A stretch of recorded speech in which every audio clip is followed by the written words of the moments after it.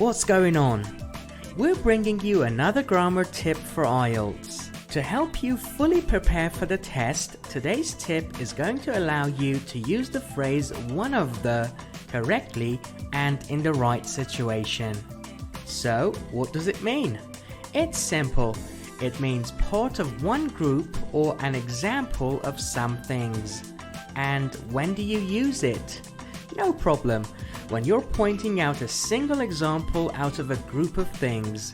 And how it's used? Well, there are two ways, followed by a noun or followed by a superlative and a noun. A superlative is a word or phrase that expresses the highest degree of something, like best or worst. Time for some examples. One of the countries with high carbon emissions is China. One of the biggest causes of damage to nature is the automobile industry.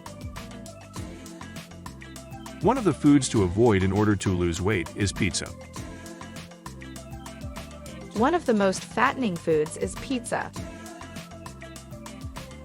One of the kinds of art still popular today is theater. One of the most popular kinds of art today is cinema.